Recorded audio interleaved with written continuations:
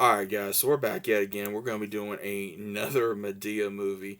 We're going to be doing Diary of a Mad Black Woman. So, again, trying to catch up on Medea movies.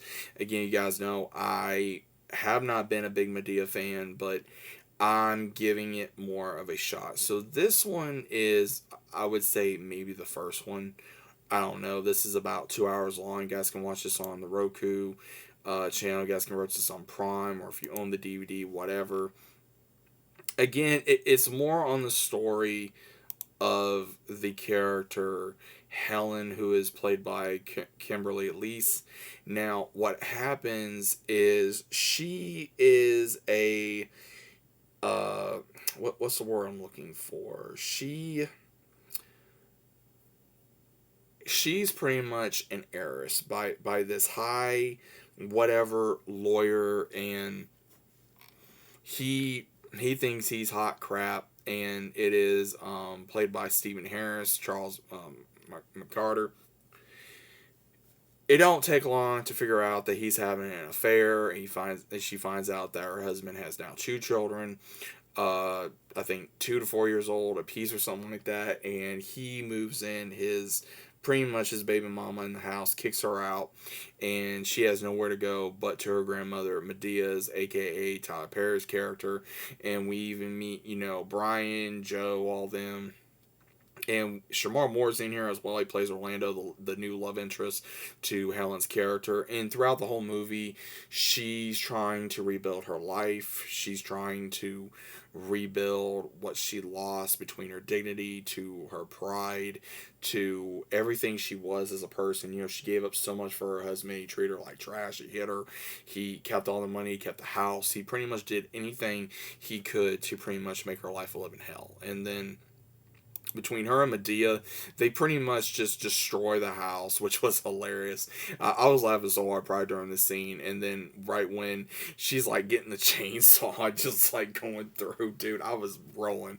And again, there was some funny moments in here, but it was more of a drama slash romance, because her relationship with Orlando really takes a huge turn, because she gets a job.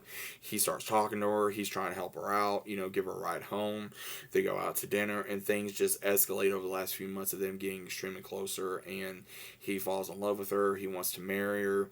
She doesn't want to do that now because of obviously what happened to her in her previous marriage, but then she can't help but still love him. And then what happens is her soon-to-be ex-husband gets involved in a very scandalous case of ones he used to work with and he takes them as his lawyer, and the guy does not win, so he is extremely pissed and just tries to unalive him in the courtroom, and he ends up paralyzed. And the mistress pretty much is like, let him go, what kind of life is that, da da da. And Helen's like, no, like, he needs to live. And like part of her is trying to be remorseful, but the other part of her is trying to like, I want revenge on this guy because of what he did to me. And the mistress cleaned this dude out. I mean, she took anything that was hers, she took all the money and dipped. I mean, and so now Helen's dealing with him, and she beats his ass. Not like I thought, but she does. And when she's making him suffer and realize what he did, and how he kept saying he was unhappy, he didn't do this, he didn't do that, they couldn't have children, she went through a miscarriage, she gave up all her family for him, barely visited her mother, barely saw her family, and now she's getting, I would say, giving him his just desserts. And what was really crazy is that it took her to really realize that she was possibly going to be able to forgive him. And now, again, I think she forgave him a little too easily, and she started helping him, and then they go to church, and then they go to dinner, and I'm thinking, if I was this woman's, like,